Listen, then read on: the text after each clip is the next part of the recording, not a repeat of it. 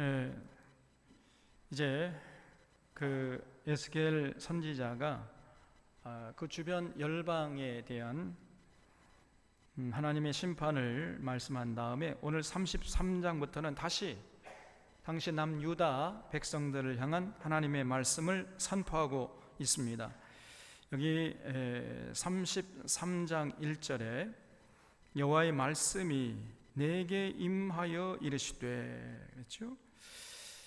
이런 말이 끊임없이 계속해서 반복되고 있는데, 여러분 때때로 이런 말씀을 읽으면은 궁금해지죠. 이 말씀이 에스겔에게 임했다, 그래서 말씀했다고 하는데 도대체 에스겔은 어떻게 들었을까? 예? 여러분 우리가 보통 어떻게 듣죠? 듣는 방법이 여러 가지죠. 이렇게 말을 하면은 이 말에 대한 파장이 생겨가지고 공기를 울리잖아요. 그래서 이 공기가 이렇게 이제 파동을 이제 일으키면서 우리 귀에 들어와서 우리의 이 달팽이 관을 이렇게 이제 자극하면은 아하, 무슨 뜻이구나 하는 걸 우리가 이제 알아들을 수 있잖아요. 이 에스겔이 그렇게 들었을까? 하나님께서 마치 우리 성대를 울려가지고 이렇게 음성을 바라고 또 에스겔은 우리 이 달팽이관을 울려가지고 그렇게 들었을까? 우리가 듣는 것처럼, 아니면은 어떤 이런 그 환상을 보고 그 하나님의 말씀을 들었다고 표현했을까? 또 아니면은 어떤 이미지가 이렇게 머릿속에 떠오르죠. 우리도 가끔 그러잖아요. 이렇게 가만히 이렇게 묵상하다 보면, 아니면 길을 걷다가 보면은 갑자기 생각하지 않았던 어떤 막 생각들이 떠오르고 이미지, 어떤 형상, 이런 장면 같은 게 떠오르잖아요. 그래, 그걸 보고 하나님의 말씀 들었다고 했을까? 궁금하지요? 어떻게 들었을까요?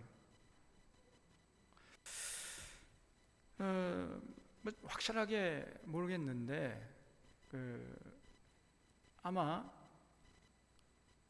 첫 번째 케이스 그렇게 말씀하실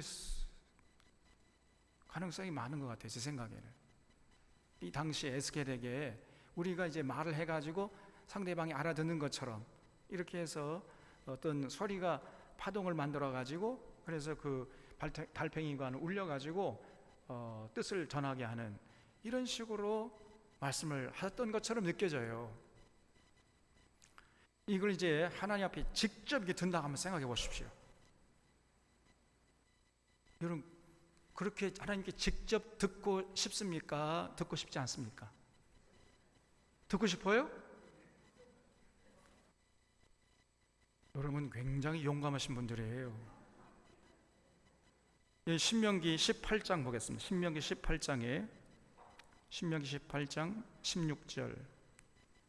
당시에 이렇게 하나님으로부터 직접 음성을 들은 사람들이 있었습니다. 이 출애굽한 이스라엘 백성들이었는데요, 그 이스라엘 백성들이 시내산에 도착해가지고 하나님으로부터 직접 이렇게 음성을 들었거든요. 그때 이 사람들의 반응이 어떠했냐면, 여러분처럼 듣고 싶어하고 좋다 막 사모하고 그런 게 아니고 너무너무 무서워가지고 벌벌 떨었습니다. 여러분 여기 신명기 18장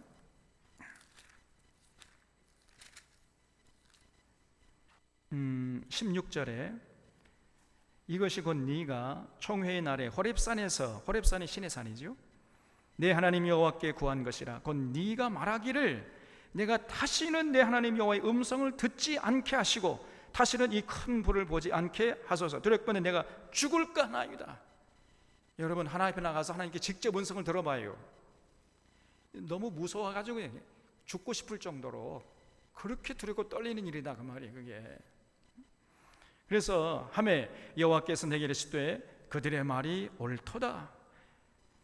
이 이스라엘 백성들이 너무너무 무섭고 두렵고 떨려가지고 죽고 싶다고 하니까, 그래 그들의 말이 옳아, 내가 직접 말을 하니까 그렇게 반응하는 건 당연한 거지. 그래서 어떠한 사람을 이제 선택해가지고 그 사람에게 말을 주어서 그 사람이 하나님 대신 전하도록 해야 되겠다, 이렇게 했다는 거예요. 그래서 여기 17절에 여호와께서 내게 이르시되 그들의 말이 옳도다. 내가 그들의 형제 중에서 너와 같은 선지자 하나를 그들을 위하여 일으키고 내 말을 그 입에 두리니 내가 그에게 명령하는 것을 그가 무리에게 다 말하리라 그랬어요. 그러니까 하나님께 직접 듣는 것이 너무 무섭고 떨리니까 하나님 제발 직접 말씀하지 마시고 어떤 사람을 보내주셔서 그 사람을 통해서 하나님의 뜻을 좀 전해주시옵소서, 이렇게 요구했던 거예요, 이스라엘 백성들이. 여러분, 진짜 이 우주 만물을 창조하신 그 하나님 앞에 나가서 직접 하나님의 음성 한번 들어보시겠습니까? 이게 얼마나 두렵고 떨리는 일인지. 오늘 한국교회 안에는요, 자기가 하나님부터 직통 계시 받는다는 이렇게 주장하는 사람들이 많아요. 내가 볼 때는 99.99%가 다 가짜입니다. 그런 사람 말 듣다 큰일 납니다. 하나님부터 직접 내가 어젯밤에 음성 들었다. 거의 가짜이다. 거의 대부분. 제가 다 보지 못해서 천하를 다 다닐 수가 없어서 99.9% 하는 것이지, 지금까지 제가 만난 사람은 100% 다 가짜입니다. 그래서 하나님이 직접 듣는 건 너무 두려우니까 이제 어떤 사람을 택해. 그 사람이 누구요? 예언자, 선지자. 이 신명기에서는 모세였고, 모세가 일종의 선지자, 예언자였죠. 그리고 그 이후에 끊임없이 하나님이 선지자를 보내가지고 하나님 말씀을 그 입에 넣어서 그 선지자를 통해서 전하도록 이렇게 했던 거예요. 그러다가 그래도 안 되잖아요. 이스라엘 백성들이 그 예언자를 하나님이 보내주셔가지고 말씀을 전하게 하니까요, 그 예언자를 아주 우습게 보는 거예요. 이것들이 그 하나님 말씀 제대로 안 들어요. 경홀히 여기고 한 귀로 듣고 한 귀로 흘려버리고. 그래서 하나님이 예언자를 보내다 쉬지 않고 보내다가 맨 마지막에는 누구를 통해서 말씀했습니까? 이제는 히브리서 1장 1절 한번 볼까요? 히브리서 1장 1절에 옛적에, 히브리서 1장 1절 다 같이 한번 1절부터 2절까지 같이 읽겠습니다. 시작. 옛적에 선지자들을 통하여 여러 부분과 여러 모양으로 우리 조상들에게 말씀하신 하나님이 이 모든 날 마지막에는 누구를 통해서? 아들을 통하여 우리에게 말씀하셨으니 이 아들을 만유의 상속자로 세우시고 또 그로 말미암아 모든 세계를 지으셨느니라 그랬어요. 이스라엘 백성들이 직접 하나님 말씀 듣는 게 너무 두려우니까 이제 예언자를 보내가지고 말씀하게 했단 말이죠.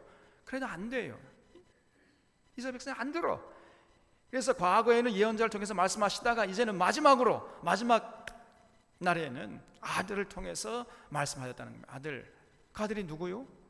예수 그리스도. 예수님을 통해서 말씀. 이게 이제 마지막입니다. 마지막. 그래서 여러분, 직통 계시 좋아하지 마세요. 자, 지금까지 이렇게 말씀했는데 그래도 하나님 앞에 나가서 직접 하나님의 음성을 듣고 싶어요? 듣고 싶어요? 안 듣고 싶어요? 그래도 듣고 싶어요? 네? 아니, 너무 죽을 정도로 두렵다니까요, 그게. 네? 우리 네.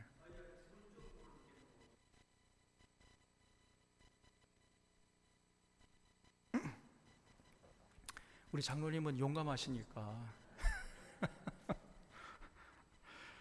그래서 여러분, 직통 계시 받겠다 그러고 직통 계시 받는다 이런 사람 부러워할 필요가 없고요. 또 그런 사람의 말에 홀리면 곤란하다 그 말이에요. 오늘 한국교회 안에 하나님 앞에서 내가 직접 음성을 들었다. 이것이 얼마나 가식적인 얘기냐 그 말이에요. 여러분, 오늘 이 시대에는요, 하나님께서 누구를 통해서 말씀하신다고요? 예수님을 통해서 예수님. 그래서 우리가 예수님 말씀을 들으면은 이제 하나님의 뜻을 다 알 수 있어요, 없어요? 다 다 알 수 있어요. 이제 하나님이 무슨 생각하시고 우리에게 뭘 요구하시는지 이제 낱낱이 알 수 있게 됐단 말이에요. 그래서 이거를 다시 뒤로 치환을 하면은 이 예수님의 말씀, 이거를 돌자로 줄이면 뭐요? 성경이죠. 성경. 말씀이 육신에 우리 가운데 거하신 분이 예수님이니까 이걸 뒤로 거꾸로 다시 환산하면은 말씀이죠. 성경 말씀. 그래서 여러분 창세기 요한계시록까지 이 말씀이 곧 예수님이라고 말이에요. 예수님. 여러분 하나님의 음성 듣고 싶고 하나님의 뜻을 알고 싶으면은 우리가 저 산으로 올라갈 것이 아니라 성경책을 펼치면 되는 거예요. 성경책을. 하나님께 직접 가가지고 하나님의 음성을 들으려고 하지 말고 창세기부터 요한계시록까지 이 말씀을 집중해서 들으려고 하고 읽으려고 하고 묵상하려고 하고 말씀의 진리를 깨달으려고 하고 이렇게 해야 된다 그 말이에요. 여러분 굉장히 히브리서 1장 1절이 중요한 얘기예요. 과거에는 예언자를 통해서 말씀했지만은 이제 마지막 날에는 아들을 통해서 말씀하신다. 직통 계시 받겠다 하는 이런 자들은요 다 가짜입니다.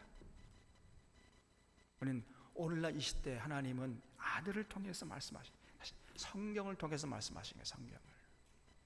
그래서 여러분 성경을 사랑하시고 성경을 가까이 하시고 성경을 덮어놓고 믿지 말고 성경을 펼쳐놓고 믿으려고 애쓰시는 여러분 되시기를 주님의 이름으로 부탁을 드립니다. 여러분 그러면요 하나님의 음성이 들려온다니까요 낱낱이 알 수 있습니다. 그래서 여호와의 말씀이 내게 임하여 이르시되 이 사람의 자식아 너는 내 민족에게 말하여 이르라. 가령 내가 칼을 한 땅에 임하게 한다 하자 그 땅 백성의 자기들 가운데에 하나를 택하여 파수꾼을 삼은 그 사람이 그 땅에 칼이 임함을 보고 나팔을 불어 백성에게 경고하되 그들이 나팔 소리를 듣고도 정신 차리지 아니하므로 그 임하는 칼에 제감을 당하면 그 피가 자기 머리로 돌아갈 것이라 그랬어요. 여러분 이 파수꾼이 이제 나팔 부는 사람이죠. 딱 파수하다가 적군이 온다 그러면 나팔을 빨리 일어나라. 그래서 빨리 적군을 맞이해서 싸우자. 나팔을 부는데 파수꾼이 나팔을 부는데도 불구하고 일어나지도 않고 그냥 계속해서 잠만 자고 있다가 어떻게 됩니까? 적군이 와가지고 금방 칼에 맞아 죽어버리죠. 그래서 나팔을 불어서 백성에게 경고하면은요 그 나팔 소리를 듣고 이제 방비하려고 해야 할 거 아닙니까? 그 나팔 소리를 듣고도 정신 차리지 않으면 이제 그 임하는 칼을 피할 수가 없는 거죠. 그러면은 이제 그 사람이 적군의 칼에 맞아 죽긴 죽어도 그 칼에 맞아 죽은 사람의 피에 대한 책임은 파수꾼에게 있어요, 없어요? 없다는 거지요. 왜냐하면 나팔을 물었으니까. 근데 파수꾼이 적군이 옴에도 불구하고 이 적군인지 뭔지 긴가민가 또 파수꾼이 졸아버려 또. 그래가지고 나팔을 불지 않아가지고 이제 그 잠자던 많은 군사들이 그 적군의 칼에 맞아 죽으면은 결국은요 그 맞아 죽은 그 군사들의 피를 파수꾼에게서 찾겠다는 것입니다. 왜냐하면 파수꾼이 나팔을 불지 않았으니까. 그런 지금 말씀을 하시는 거예요. 그래서 5절에 그가 경고를 받았던들 자기 생명을 보존했을 것이나 나팔 소리를 듣고도 경고를 받지 아니하였으니 그 피가 자기에게로 돌아가니 그러나 칼이 임함을 파수꾼이 보고도 나팔을 불지 아니하여 백성이 경고하지 아니하므로 그 종의 한 사람이 그 임하는 칼이 제거당하면 그는 자기 죄악으로 말미암아 제거되려니와 그 죄는 내가 파수꾼의 손에서 찾으리라 그랬어요. 그래서 파수꾼이 나팔을 제대로 불었는데 그거를 못 듣고 못 깨닫고 돌이키지 않다가 적군의 칼에 맞아 죽으면요 파수꾼의 책임이 없고 파수꾼이 제대로 불지 않아서 적군의 칼에 맞아 죽으면 그 죽은 사람의 피를 파수꾼에게 쏟겠다는 거예요. 하나님께서. 그래서 파수꾼이 정말 중요한 것이죠. 7절에 인자야 이 사람의 자식아 내가 너를 이스라엘 족속의 파수꾼으로 삼음이 이와 같으니라. 그래서 하나님께서 에스겔을 그 이스라엘 민족의 파수꾼으로 세우셨다는 거예요. 그러즉 너는 내 입의 말을 듣고 나를 대신하여 그들에게 경고할지어다.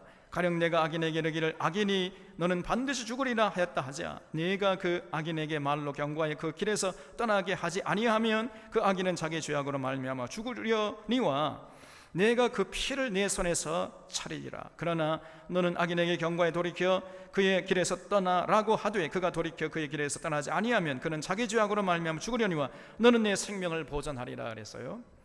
그래서 하나님께서 에스겔을 당시에 남유다 이스라엘 백성들을 위한 파수꾼으로 세웠다는 거예요. 그래서 네가 제대로 파수꾼 노릇하면은 너는 저 사람들이 당하는 피해에 대해서 책임이 없지만은 네가 제대로 잘못 감당하지 못해가지고 저 사람들이 적군의 칼에 맞아 죽으면 그 사람들의 피를 너에게서 찾을 거야. 알았어? 가봐.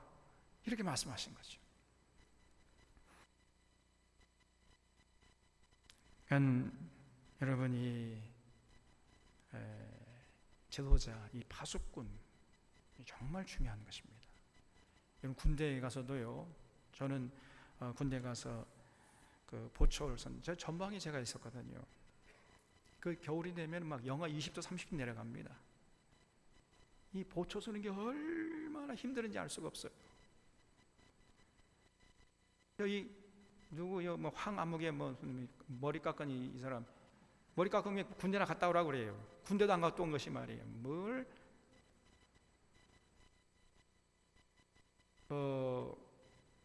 그 말로 할 수 없이 여러분 아주 그냥 폐부를 그 잘라낸 듯한 이런 칼바람이 몰아칩니다. 여러분 그 새벽 2시 3시쯤에 항상 이 쫄병은요 2시 3시쯤에 한밤중에 일어나서 서야 되는 거예요. 그 저 탄약고 같은 데 올라가서 그 산 중턱에 올라가서 한번 서보려고 해봐요. 그 한밤중에 올라가서 얼마나 힘든지 알 수 없습니다. 그러니까 이제 2시 3시쯤에 이제 한밤중 아닙니까? 새벽. 그러면은 그냥 옷을 그냥 뭐 껴입고 올라. 그래도 추워요 그냥. 그러니까 어떻게 하느냐? 제대로 파수를 해야 되는데 보초를 제대로 서야 되는데 너무 춥고 그러니까요. 보초 안에 이제 조그마한 이런 초소가 있어요. 그 초소 속으로 쏙 들어가 가지고 웅크려 가지고 자는 거야.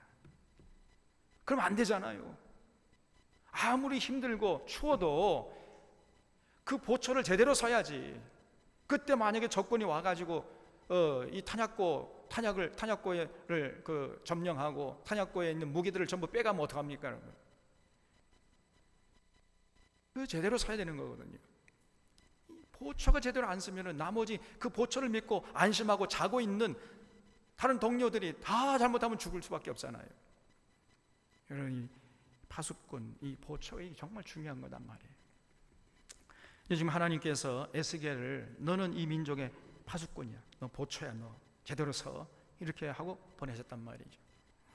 10절에 그런즉 이 사람의 자식아 너는 이스라엘 족속에게 이렇게 말을 해라는 거예요. 너희가 말하여 이르되 우리의 허물과 죄가 이미 우리에게 있어 우리로 그 가운데서 쇠퇴하게 하니 어찌 능히 살리요. 이렇게 말한다는 거예요, 이 사람들이. 예? 이게 무슨 말이에요? 우리의 온갖 허물과 죄악이 이미 우리를 짓눌러 가지고 우리가 이렇게 다 죽어가고 있는데 뭐 어떻게 우리가 다시 회복되고 다시 살아날 수 있단 말이냐? 저 에스겔 말 그 들어봤자 헛수고야. 이미 우리는 이제 망한 거야. 우리는 어떻게 회복될 수가 없어. 안 돼, 이제 이미 늦었어. 우리가 회복되는 불가능해. 스스로 이렇게 말한다는 거야, 이 사람들이. 하나님이 에스겔을 보내가지고 위로하고 격려하고 아니다, 너희 빨리 하나님께 돌아오기만 하면 너희 회복될 수 있다, 그렇게 말을 해도요 이미 이제 우리는 망했어 이제. 이러면서 자포자기하고 있단 말이야, 이 사람들이. 그래서 우리의 허물과 죄가 이미 우리에게 있어 우리를 그 가운데서 쇠퇴하게 하는데 어찌 능히 살리요. 함부로 이렇게 입을 나불나불대요. 하나님 앞에서 부정적인 말을 하고 절망적인 말을 하고 또 하나님은 원망해. 그러면서도 그런 사람이 가가지고 11절 너는 그들에게 말하라. 주 여호와의 말씀이니라. 나의 삶을 두고 맹세하노니 나는 악인이 죽는 것을 기뻐하지 아니하고 악인이 그의 길에서 돌이켜 떠나 사는 것을 기뻐하노라. 그렇죠? 이스라엘 족속아 돌이키고 돌이키라. 지금이라도 늦지 않았다는 거예요. 그렇게 생각하지 말라는 겁니다. 지금이라도 돌이키면은 내가 용서해 주겠다, 회복될 수 있다는 겁니다. 근데 이스라엘 백성들은 아니야, 이제 우리 이미 늦었어, 우리 회복되는 건 불가능해. 스스로 이렇게 생각하고 있어요, 이 사람들이요. 그래서 내가 악인의 죽는 것을 어찌 기뻐하겠느냐, 지금이라도 돌아오면은 너희들 용서하고 살려주겠다는 것이요. 그래서 그의 길에서 돌이켜 떠나 사는 것을 기뻐하노라. 이스라엘 족속아 돌이키고 돌이키라. 너희 악한 길에서 떠나라. 어찌 죽고자 하느냐 하셨다 하라. 인자야, 이 사람 자식아, 너는 내 민족에게 이르기를 의인이 범죄하는 날에는 그 공의가 구원치 못할 것이요 악인이 돌이켜 그 악에서 떠나는 날에는 그 악이 그를 엎드러뜨리지 못할 것인즉 의인이 범죄하는 날에는 그 의로 말미암아 살지 못하리라. 그렇죠? 야, 이게 놀라운 얘기입니다. 그래서 제가 늘 얘기하잖아요. 하나님은 과거는 안 보신다. 과거는 별로 관심 갖지 않으세요. 아니, 우리 하나님은 아예 과거가 없습니다. 하나님은 영원한 현재만 있어요. 우리 하나님은 영원 전부터 영원 후까지 동시에 존재하시는 하나님이니까, 여러분 그게 상상이 됩니까? 이해가 돼요? 우리 하나님은 과거도 없고 미래도 없어요. 현재만 있다, 현재만. 그래서 현재만 중요할 뿐이지 과거에 어때 했느냐, 과거에 얼마나 참 의롭게 살았느냐, 과거에 얼마나 악한 짓을 했느냐, 이거 중요하지 않고 지금 현재, now and here, 지금 여기에서 어떤 모습으로 서 있느냐, 어떤 모습으로 살아가느냐, 이것이 중요하다는 거예요, 여러분. 그래서 만약에 과거에 그렇게 의인으로서 하나님 나라를 위해서 큰 일을 했다 할지라도 지금 현재 하나님의 공의와 정의를 짓밟는 삶을 살게 되면요, 과거에 했던 이 사람의 큰 업적이 절대로 이 사람을 살리지 못한다는 것입니다. 반대로 과거에 어떤 악을 저질렀다 할지라도 지금 현재 그 모든 삶을 다 이제 돌이키고 회개하고 하나님의 공의와 정의에서 헌신한다면 그 과거에 그 사람이 저질렀던 죄가 이 사람을 절대로 파멸시키지 못한다는 거예요. 이것이 우리가 믿는 여호와 하나님이신 줄로 믿으시기 바랍니다. 그래서 13절에 가령 내가 의인에게 말하기를 너는 살리라 하였다 하자 그가 그 공의를 스스로 믿고 죄악을 행하면 그 모든 의로운 행위가 하나도 기억되지 아니할 것이다. 무슨 얘기죠? 그가 그 지은 죄악으로 말미암아 곧 그 안에서 죽으리라. 과거에요, 하나님 앞에 의인이라고 칭함받고 뭐 굉장한 일을 하고 뭐 굉장한 능력을 행했다 할지라도 지금 여기서 그 과거 믿고 까불대가고 그러면서 죄악을 행하면은요, 그 모든 의로운 행위가 하나도 하나님 앞에서는 기억되지 아니한다는 거예요. 그래서 그가 지금 현재 짓고 있는 그 죄악으로 말미암아 죽게 될 것이다 그랬어요. 반대로 14절 가령 내가 악인에게 말하기를 너는 죽으리라 하였다 하자 그가 돌이켜 자기 죄에서 떠나서 정의와 공의로 행하여 저당물을 돌어주며 강탈한 물건을 돌려보내고 생명의 율례를 지켜 행하여 죄악을 범하지 아니하면 그가 반드시 살고 죽지 아니할지라 그랬죠. 그래서 그가 본래 범한 모든 죄가 기억되지 아니하리니 그가 반드시 살리라. 이는 정의와 공의를 행하였음이니라 하라 그랬어요. 그래서 어떤 악한 짓을 저질렀다 할지라도 과거에 지금 현재 하나님의 뜻을 받들어서 공의와 정의를 행하면요, 과거에 저질렀던 그 어떠한 죄가 이 사람을 절대로 파멸시키지 못한다는 것입니다. 그 지금 현재 행하고 있는 그 공의와 정의로 이 사람이 하나님 앞에서 살게 될 것이라는 거예요. Now and here, 이것이 중요한 거예요. 어떤 사람은 젊었을 때 교회를 위해서 이거 하고 저거 하고 막 교회 남녀 선교 회장도 하고 막 청년 회장도 하고, 근데 현재는 교회도 안 나가. 그러면요, 아무짝에도 쓸데없습니다. 과거에는 청년 때 또 30대 40대에는 완전히 그냥 하나님에서 저버리고 하나님 마음을 근심케 하고 하나님 분노케 하는 그런 삶을 살았다 할지라도 지금 이제 50대 60대 해가지고 하나님의 뜻을 잘 받들어 살아가면요, 과거의 그 허물을 하나님이 한 개도 생각하지 않으신다는 거예요. 이것이 우리가 믿는 여호와 하나님이신 줄로 믿으시기 바랍니다. 그래서 여기 16절 다시 읽으면 그가 본래 범한 모든 죄가 기억되지 아니하리라 그랬어요. 하나님 그 기억하지, 과거의 죄 기억하지 않으세요. 그가 반드시 살리라.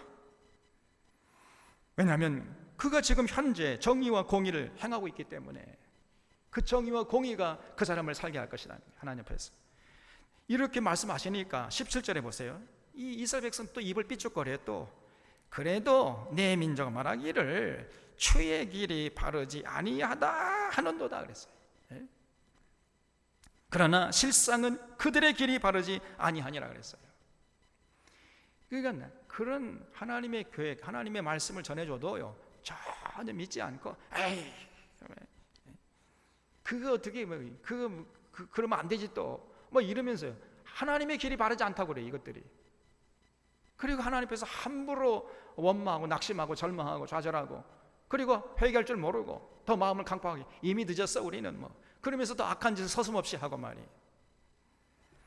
그러니 아무리 하나님이 저들을 구원하려고 해도 저들은 전혀 그 하나님의 사랑에 응답하지 않았던 것입니다.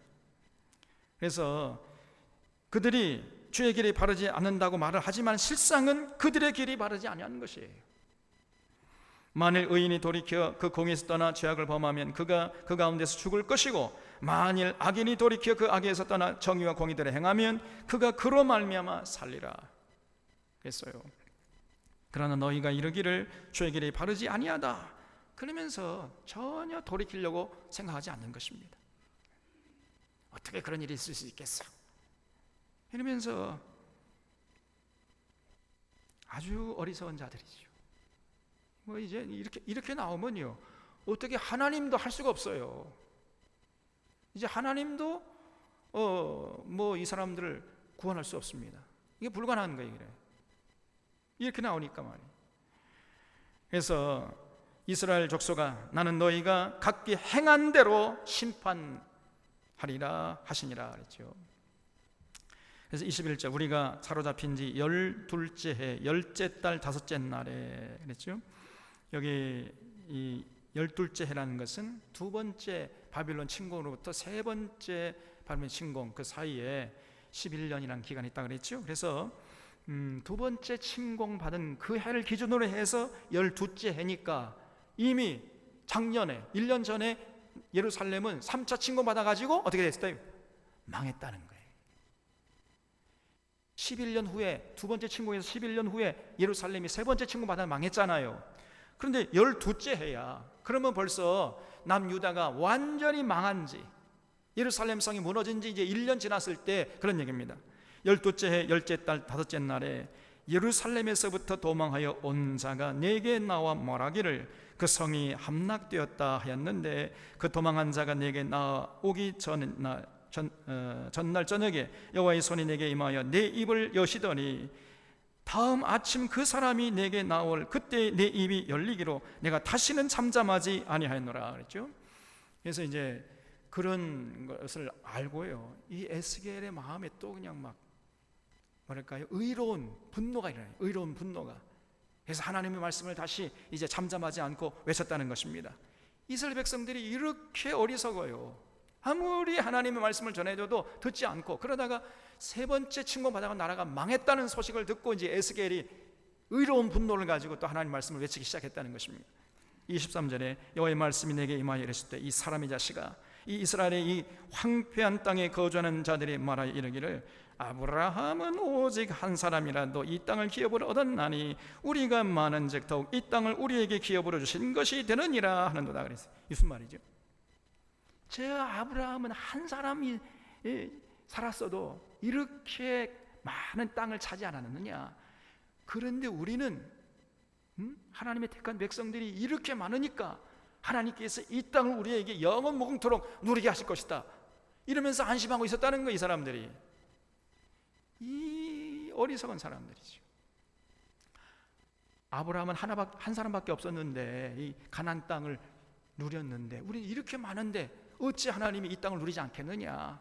그러면서 하나님이 저렇게 분노하신지도 모르고 안심하고 그 땅에서 영원무궁토록 하나님이 살게 해주시겠지, 이렇게 생각하고 있었다는 겁니다.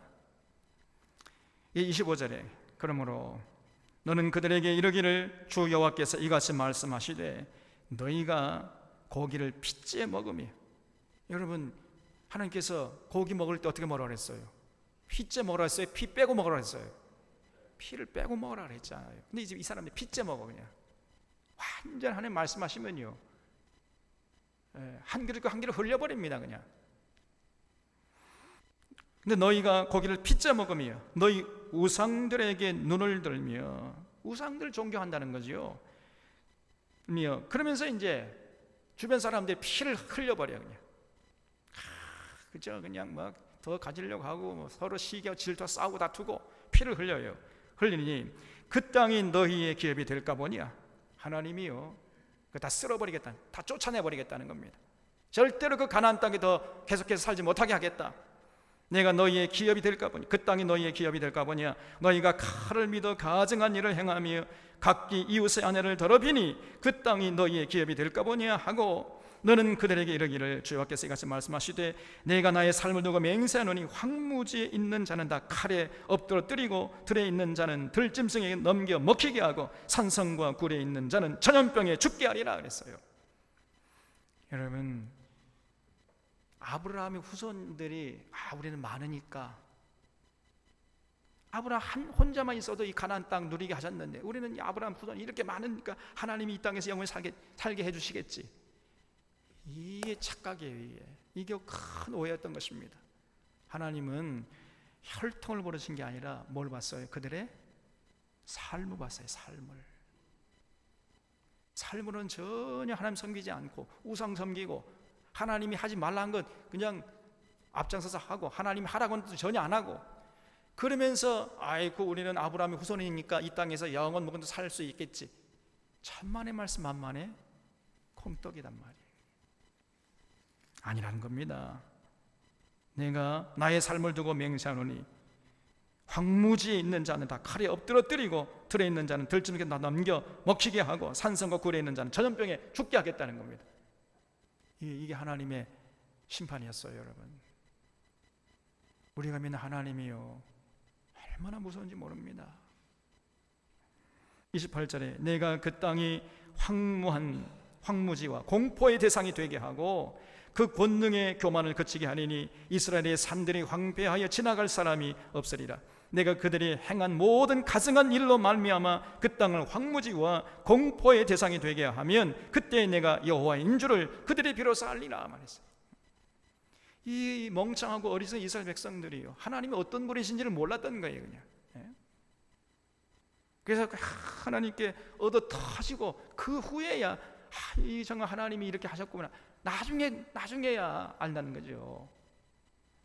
그러니까 하나님 아는 지혜가 없어서 이 사람들이요.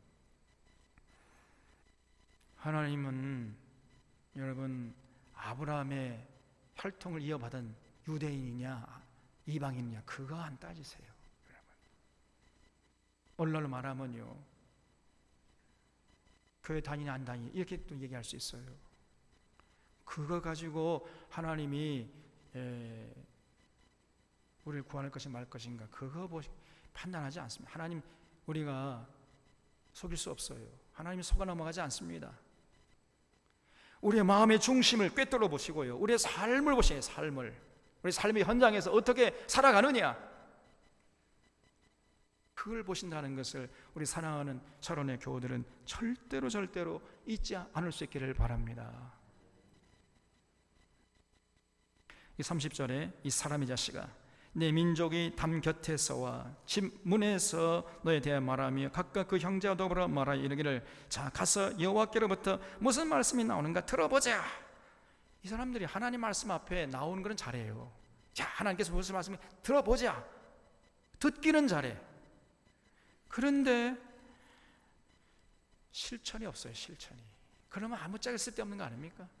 31절 들어보자 하고 백성이 모이는 것 같이 내게 나오며 내 백성처럼 내 앞에 앉아서 내 말을 들으나 그대로 행하지 아니하니 이는 그 입으로는 사랑을 나타내어도 마음으로는 이익을 따름이라 그랬어요. 하나님 앞에 나오는 건 잘합니다. 열심히 해요. 근데 하나님 앞에 나와서 듣기만 하면 뭐합니까?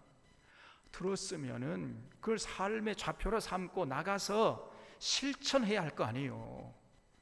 여러분, 우리 하나님 말씀은 단 한마디도 그저 지식적인, 그냥 관념적인 머릿속에 쌓아놓을 그런 지식으로 그치게 해서는 안 되는 줄로 믿으시기 바랍니다.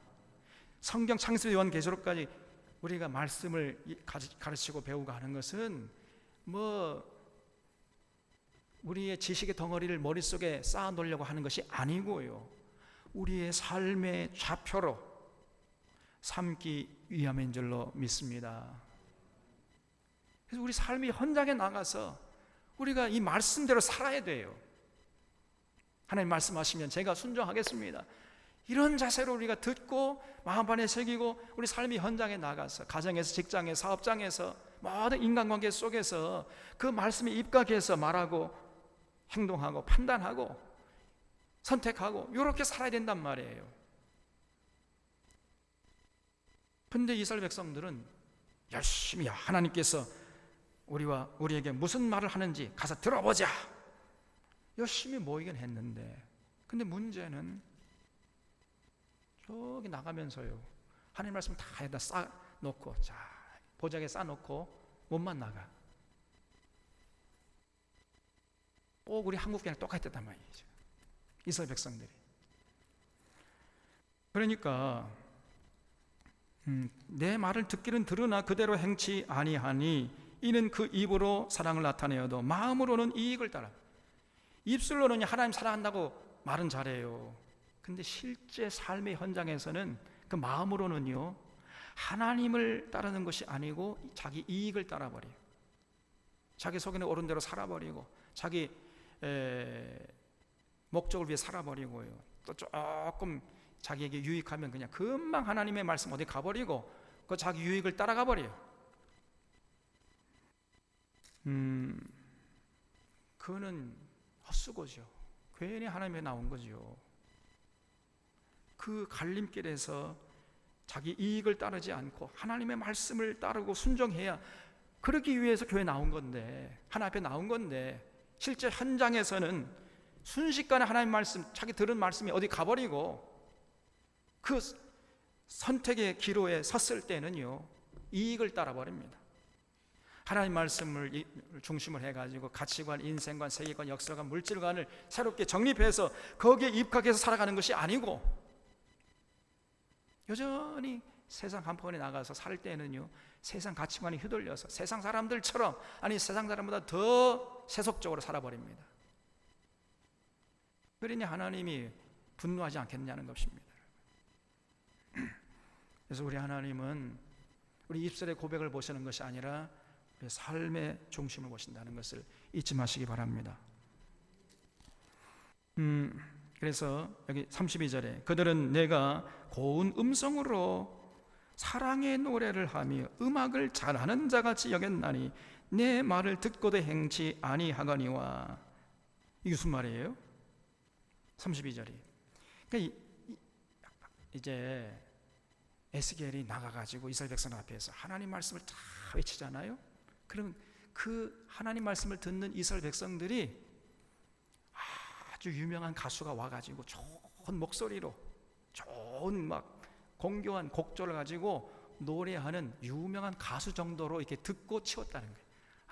에스겔 말하면 참 듣기 좋다. 저 사람 목소리 참 좋아, 성대 좋아. 저 사람 노래 잘해. 그리고 아이고, 자 오늘 참 우리가 즐거웠다. 마치 음악회에 온 것처럼, 마치 이 에스겔을 유명한 가수같이 이렇게 생각하고요, 돌아서서는 또 이제 잊어버리는 거예요.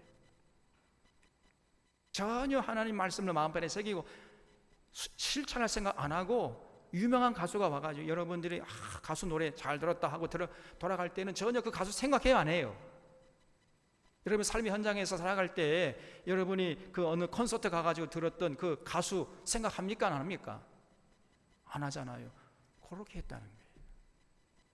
이 32절 말씀이 무슨 말인지 이해가 됩니까? 그들은 네가 고운 음성으로 사랑의 노래하며 음악을 잘하는 자같이 여겼다는 거예요. 그러면서 네 말을 듣고도 행치는 않았다는 것입니다. 그래서 그 말이 응하리니 응할 때에는 그들이 한 선지자가 자기 가운데 있었음을 알리라 그랬어요. 그래서 여러분 에스겔 말은요, 그 좋은 노래하는 그런 정도 수준이 아니라 여러분 그 에스겔이 말씀하면 그 말씀은 반드시 역사 속에서 현실이 되고 실천이 되는, 그대로 이루어지는 그런 생명력이 있는 말씀이었다는 거예요. 그래서 그 에스겔의 말씀이 다 이루어진 걸 보면서 아, 우리 가운데 선지자가 있었구나, 이걸 나중에 깨닫게 될 것이라는 것입니다. 그때는 이미 늦습니다. 여러분 얼마나 어리석냐 그 말이. 이 34절에 이제 여기에서는요, 당시에 이제 지도층들을 얘기합니다. 여기 1절 34장 1절에 여호와의 말씀이 내게 대하여 이르시되 이 사람의 자식아 너는 이스라엘 목자들에게 예언하라. 여기 목자라는 걸 우리는 뭐 누굴 생각하겠어요? 목자, 우리 목사님. 목자가 목사님뿐 아니고 당시 여기서 목자라는 거는요, 당시에 지도층들이에요. 기득권층들. 그래서 그 왕을 둘러싼 그 권력의 뭐 군신들, 장군들, 또 재판장들, 제사장들, 이런 사람들 말하는 겁니다. 이 사람들이 완전히 타락했는 이 사람들이. 이석은 목자에게 예언하여 이르기를 주 여호와께서 이같이 말씀하시되 자기만 먹는 이스라엘 목자들은 화있을진저 그랬지요. 목자들이 양떼를 먹이는 것이 마땅치 아니하냐. 너희가 살찐 양을 잡아 그 기름을 먹으며 그 털을 입되 양떼는 먹이지 아니하는도다 그랬죠. 여러분 이 목자가요, 양을 치면은 양을 쳤기 때문에 권리가 생겨요. 그 양의 젖을 짜서 젖을 먹을 수 있는 권리는 있습니다. 그 정도는 양이 얼마든지 양해하고 수용할 수 있는 마음이 있잖아요. 또 수용해야 돼요. 왜냐하면 자기를 돌봐줬으니까. 그런데 아무리 목자라 할지라도, 아무리 양을 쳤다 할지라도, 아니 양의 가죽을 벗기면 됩니까? 안 됩니까? 예? 양의 고기를 뜯어 먹으면 되는 거야? 안 되는 거예요? 안 되잖아요. 그러면 양이 죽어버리지 않습니까, 여러분?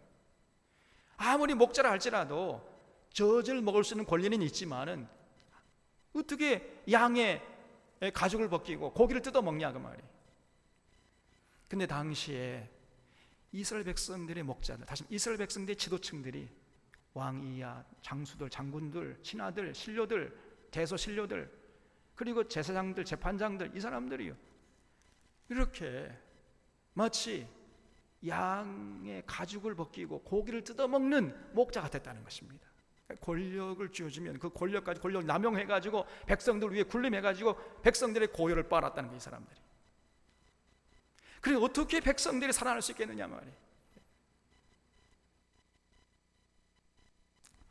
그래서 여기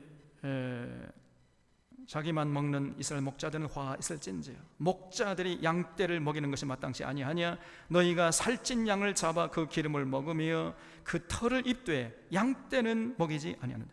살찐 양을 잡아서 그 기름을 먹고 고기를 뜯어 먹어요. 너희가 그 연약한 자를 강하게 아니하며 병든 자를 고치지 아니하며 상한 자를 싸매어 주지 아니하며 쫓기는 자를 돌아오게 하지 아니하며 잃어버린 자를 찾지 아니하고 다만 포악으로 그것들을 다스렸도다 그랬어요. 목자가 없으므로 그것들이 흩어져서 모든 들짐승의 밥이 되었도다. 그러니까요, 양들은 죽어나는 거예요 그냥. 근데 목자들은 아주 호의호식하고 온갖 부귀영화 사치를 누렸단 말이죠. 양들은 전부 병들고 상처가 나도 누구 하나 그 병을 고쳐주지 못하고 그 상처를 싸매어주지 않고, 목자들은 전부 자기 배만 불리는데 정신 다 팔려 있고, 그러니까 양떼들이 다 흩어져 버렸어요. 그래서 흩어지다가 들짐승의 밥이 되고 만 거지요. 양이 무슨 힘이 있습니까? 목자가 들짐승이 오면 보호해줘야 되는데 목자는 뭐 맨날 술 처먹고 그냥 드르렁거리고 낮잠이나 자고 말이에요. 그래서 이 양떼도 흩어져 가지고 다 들짐승의 밥이 되어버렸어요. 6절에 내 양떼가 모든 산과 높은 맷뿌리에마다 유리되었고 내 양떼가 온 지면에 흩어졌으되 찾고 찾는 자가 없었도다 그랬죠. 7절 그러므로 목자들아 여호와의 말씀을 들을지어다. 하나님이요 이런 목자들 가만두지 않겠다는 거죠. 이제 주 여호와의 말씀에 내가 나의 삶을 두고 맹세하노라. 내 양떼가 노략거리가 되고 모든 들짐승의 밥이 된 것은 목자가 없기 때문이라. 그렇죠? 여기 목자가 없다는 것은요 참 목자가 없다는 얘기고, 목자들은 많았죠. 근데 당시 목자들은 전부 사꾼 목자들입니다. 전부 사꾼이에요. 이것들이 당시의 왕, 그 다음에 대소신료들, 재판장들, 제사장들, 이런 것들이 전부 다 권력을 남용해가지고 백성들이 굴림해가지고 백성들이 고열을 빠니 백성들이 살아갈 수가 없었단 말이죠. 우리가 이 조선 말기에 그런 거 경험하지 않았습니까? 일제시대 때 경험했고, 또 이 3공화국 박정희 정권 시대에, 여러분 저는 서울에 있을 때 제가 잘 알아요. 전부 제가 당시 신학교 졸업하고 처음으로 부임했던 교회가 달동네 교회였다고 말씀드렸잖아요. 거기 가보니까 전부 전라도 경상도에서 올라온, 대책 없이 올라온 그런 농민들이, 순박한 농민들, 그런 농민의 희생을 딛고 이 나라의 산업화를 이루려고 했던 것입니다. 여러분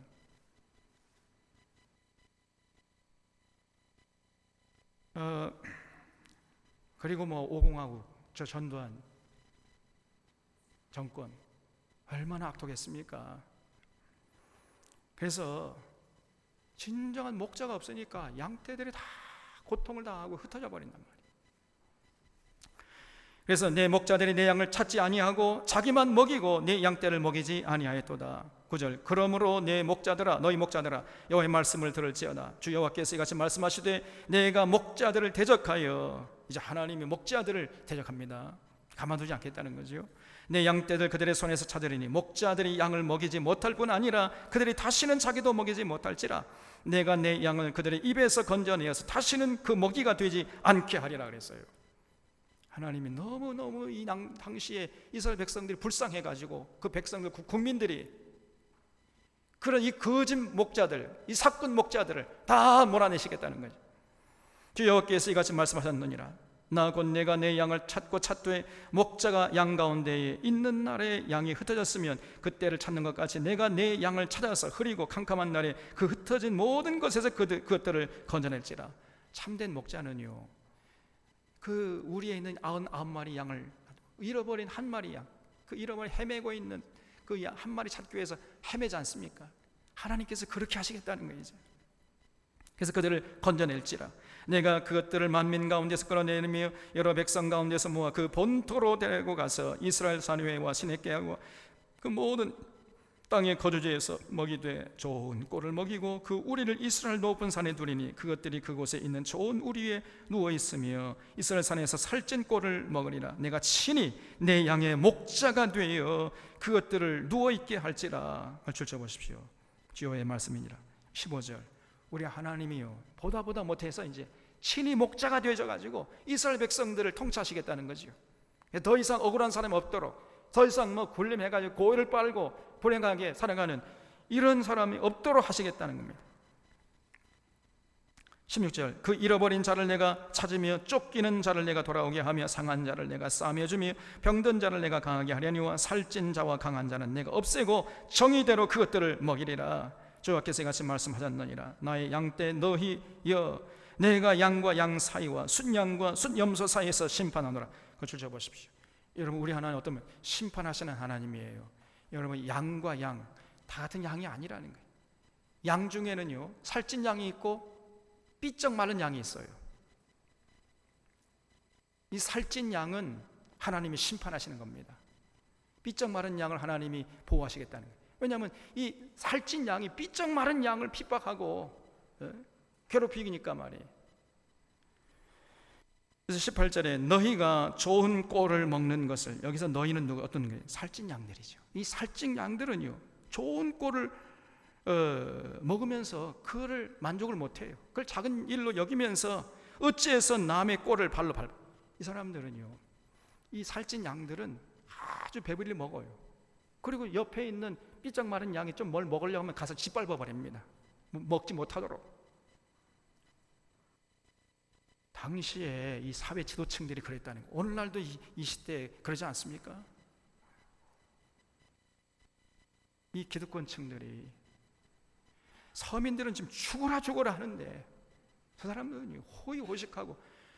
여러분, 우리가 종종 뭐 TV나 무슨 연속극이나 영화 같은 데 봐가지고 이 오늘날 한국 사회의 이 기득권층들이 얼마나 사치하고 사는가 가끔 엿볼 수 있지요. 우리의 상상을 초월합니다, 여러분. 마약하는 건 이게 기본이야, 이제는. 그것들이. 과거에 우리 한국은요, 마약 청정 국가였습니다. 더 이상 이제 아니에요. 전부 재벌 2세, 3세, 2세 이것들이 저 미국 가가지고 미국의 못된 거 배워와요. 쓰레기 문화 다 배워와가지고 전부 마약하고 있습니다. 마약. 그래서 이 기득권층들이 이제 마약을 거의 대부분 한다는 거예요. 마약을. 이건 마주 편만해졌어요, 이제. 그래서 너무너무 빈익빈 부익부 현상이 심화되어 있는 것입니다, 이 나라가. 그래서 이 살찐 양이요, 저는 배불리 먹고 조금 삐쩍 마른 양이 뭘 먹으려고 하면 가서 짓밟아버려요. 못 먹게. 너희가 좋은 꼴을 먹는 것을 작은 일로 여기느냐? 어찌하여 남은 꼴을 발로 밟았느냐? 너희가 맑은 물을 마시는 것을 작은 일로 여기느냐? 어찌하여 남은 물을 발로 더럽혀버려. 지들은 배불리 먹고 남잖아요. 그러면 다른 양들이 먹지 못하도록 발로 밟아버립니다. 그냥 더럽혀버려. 그냥 마시지 못하도록. 그런 것을 보면서 하나님이 가만히 두지 않는다는 겁니다. 그럼 우리 하나님이 좌파요? 이런 걸 보면, 이런 얘기를 하면요, 저건 좌파 빨갱이래. 한국교회 안에서 그런 얘기를 합니다. 하나님이 종국 좌파 빨갱이에요. 그러면.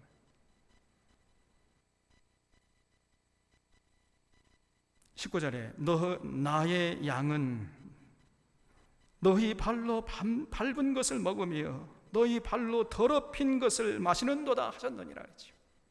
우리 하나님이 그런 서민들, 이 기층 민중들이 이렇게 살아가는 모습을 보면서, 기득권자들에게 핍박을 받으면서 사랑을 보면서 피눈물 흘린 하나님이요,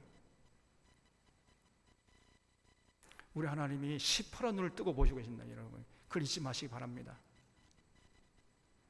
20절에 그러므로 주여께서 그들에게 이같이 말씀하시되 나 곧 내가 살찐 양과 파리한 양 사이에서 심판하리라 그랬어요. 여러분, 불의한 시대에 잘 먹고 잘 사는 것 부끄러운 것입니다. 여러분, 정의로운 시대에 잘 먹고 잘 산다는 것은 자랑스러운 일이지만은 이 불의한 시대, 하나님의 공의와 정의가 땅에 밟힌 이런 시대에 잘 먹고 잘 산다는 것, 이거는 부끄러운 것이에요. 이게 하나님의 심판을 면치 못한다는 겁니다. 여러분. 그래서 내가 살찐 양과 파리한 양 사이에서 심판하리라. 너희가 옆구리와 어깨로 밀어뜨리고 모든 병든 자를 뿔로 받아 무리를 밖으로 흩어지게 하는도다. 죽으라 하는 거예요. 그냥. 그러므로 내가 내 양떼를 구원하여 그들로 다시는 노략거리가 되지 아니하게 하고 양과 양 사이에 심판하리라. 내가 한 목자를 그들 위에 세워 먹이게 하리니. 그 주셔보세요. 여기 한 목자는 누구겠습니까? 예? 예수 그리스도. 이제 진정한 목자를 보내시겠다는 거예요. 그런 거짓 목자, 자기 배만 불리는 그러한 사꾼 목자 말고 진짜 목자를 보내주겠다는 거예요. 그래서 그 불쌍한 양떼들을 제대로 돌보도록 하겠다. 내가 한 목자를 그들 위에 세워 먹이게 하리니 그는 내 종 다윗이라. 그가 그들을 먹이고 그들의 목자가 될지라. 여러분, 거기 한번 쳐보세요. 우리 하나님이요, 보다 못해가지고 진정한 목자 보내주시겠대.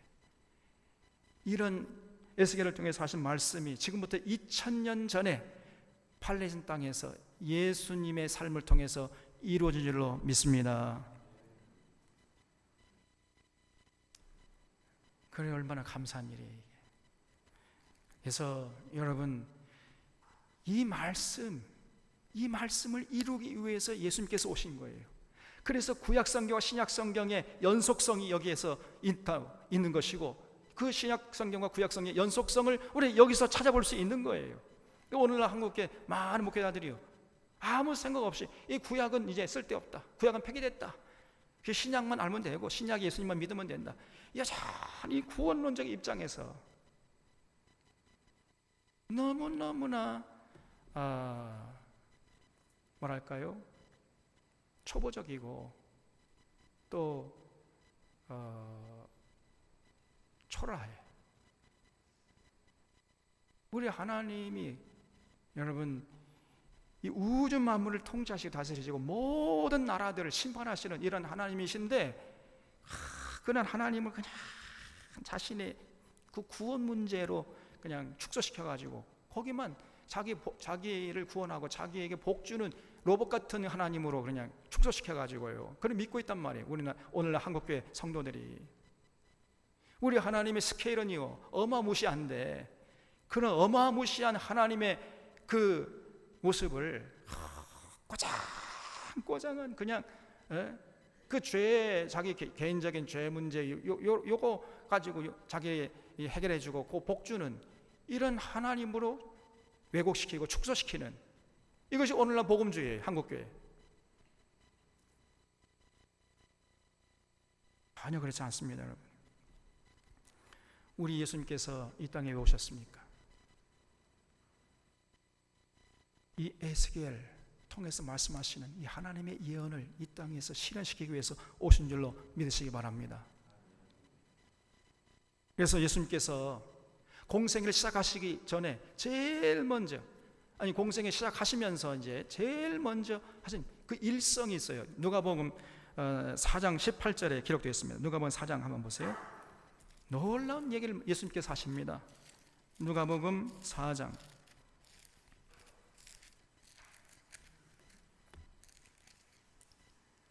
18절에 17절부터 읽겠습니다. 누가복음 4장 17절. 선지자 이사야의 글을 들이거늘 책을 펴서 이렇게 기록된 데를 찾으시니 곧 주의 성령이 내게 임하셨으니 이는 가난한 자에게 복음을 전하게 하시려고 내게 기름을 부으시고 나를 보내사 포로된 자에게 자유를, 눈먼 자에게 다시 보게 함을 전파하며 눌린 자를 자유롭게 하고 주의 은혜의 해를 전파하게 하려 하심이라 하였더라. 책을 덮어 그 맡은 자에게 주시고 앉으시니 회당에 있는 자들이 다 주목하여 보더라. 이에 예수께서 그들에게 말씀하시되 이 글이 오늘 너희 귀에 응하였느니라. 이렇게 말씀했어요. 이 누가복음 4장인 본문 말씀은요, 예수님이 공생애를 시작하시면서 첫 번째 한 설교를 기록한 건데, 그것이 이제 이사야서 61장 1절부터 그 본문을 가지고 설교하셨는데, 이사야가 설교한 이 본문 말씀이 그대로 이제 이루어지게 될 것이다. 내가 이것을 위해서 왔다는 거예요. 그래서 가난한 자가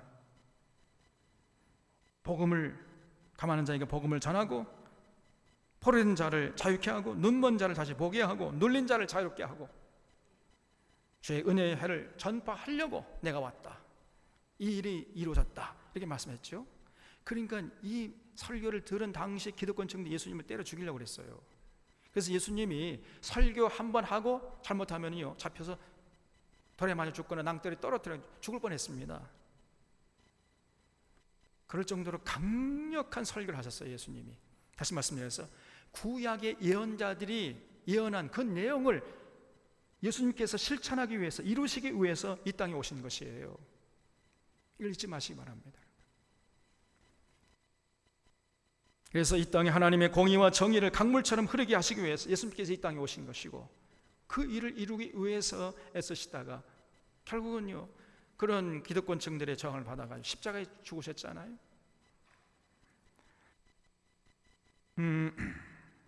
그래서 24절에 나 여호와는 그들의 하나님이 되고 내 종 다윗은 그들 중에 왕이 되리라. 나 여호와의 말이니라. 그래서 이 하나님이 친히 왕이 되시고 예수님께서 우리의 왕이 되신 그런 이제 나라를 세워 나갈 거다. 여러분, 그 예수님 하나님이 직접 통치하시는 나라, 두 글자로 줄여 뭐라 그랬죠?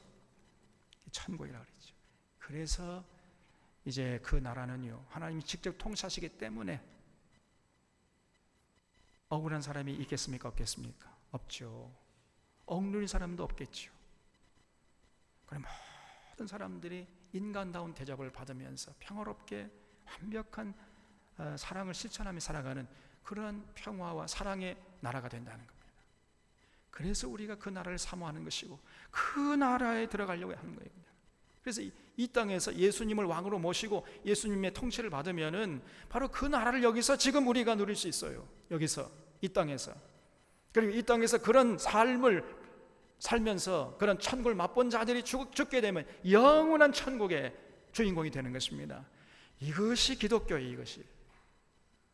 우리 사랑하는 소년의 교우들이 이런 날마다 이 땅에서 천국을 맛보다가 영원한 천국에서 주인공으로 우뚝 설 수 있기를 주님의 이름으로 부탁을 드립니다, 여러분.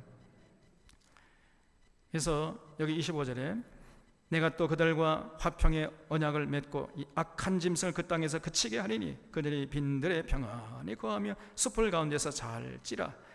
내가 그들에게 복을 내리고 내 산사방에 복을 내리며 때를 따라 소낙비를 내리되 복된 소낙비를 내리리라. 그리한즉 밭에 나무가 열매를 맺으며 땅이 그 선을 내리니 그들이 그 땅에서 평안할지라. 내가 그들의 멍에의 나무를 꺾고 그들을 종으로 삼은 자의 손에서 그들을 건져낸 후에 내가 여호와인 줄을 그들이 알겠고 그들이 다시는 이방의 노략거리가 되지 아니하며 땅의 짐승들에게 잡아먹히지도 아니하고 평안히 거주하니 놀릴 사람이 없으리라. 내가 그들을 위하여 파종할 좋은 땅을 일으키리니 그들이 다시는 그 땅에서 기근으로 멸망치 아니할 것이며 다시는 여러 나라의 수치를 받지 아니할지라. 그들이 내가 여호와 그들의 하나님이며 그들과 함께 있는 줄을 알고 그들 곧 이스라엘 족속의 내 백성인 줄 알리라. 주 여호와의 말씀이라. 내 양 곧 내 초장의 양 너희는 사람이요 나는 너희 하나님이라. 주 여호와의 말씀이니라 그랬죠. 그래서 이 목자와 양이라는 관계를 이제 하나님께서 에스겔을 통해 가지고 양은 당시 이스라엘 백성들을 말하는 것이고 또 목자는 하나님을 말하는 것이다. 이렇게 깨끗하게 설명까지 하고 마치고 있잖아요. 그래서 우리 하나님 좋으신 하나님입니다. 어떻게 하면 우리를 참 행복한 길로 정말 사람이 사람답게 대접을 받고 그러면서 서로 평화롭게 살아가는 세상을 만드는 그러한 쪽으로 그 세상을 이끌어 가려고 애쓰신단 말이에요. 그러므로 그런 하나님의 통치를 받는 교회도 그런 세상에 관심을 가지고 거기에 앞장서고 헌신해야 하지 않겠습니까? 거기에 관심이 없다면은 이런 하나님, 우리 하나님은 이런 사회의 공의와 정의를 강물처럼 흐르기를 원하시는데 그 하나님의 통치를 받는 교회가 그런 세상에 대해서 관심이 없다면 뭔가 이상하지 않아요? 여러분이 지금 알고 있고 믿고 있는 그 하나님과 지금 이 에스겔서에서 소개하는 하나님 많이 다르지 않습니까? 우리 한국교회가 오늘 소개하는 하나님의 이미지하고 오늘 에스겔을 통해서 우리가 만나는 하나님의 이미지 많이 다르잖아요. 이게. 그래서 우리가 너무 하나님에 대해서 잘못 알고 있고 부족하게 미흡하게 왜곡되게 알고 있단 말이에요. 우리 하나님이 그런 분이 아닙니다. 개인의 구원 문제만 관심이 있는 게 아니고 이 사회에, 이 역사에, 이 우주적인 이 미래에 대해서 관심을 가지시고 정말 이 평화의 세상, 하나님의 공의와 정의가 강물처럼 흐르는 세상이 되도록 하는데 관심 갖고 애쓰시는 이런 하나님이심을 잊지 마셔야 돼.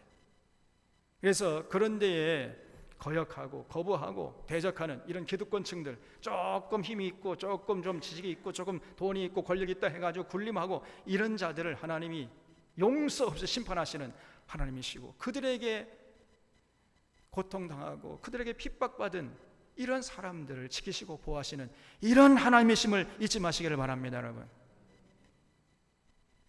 그 하나님을 우리에게 완벽하게 보여주신 분이 예수님이에요.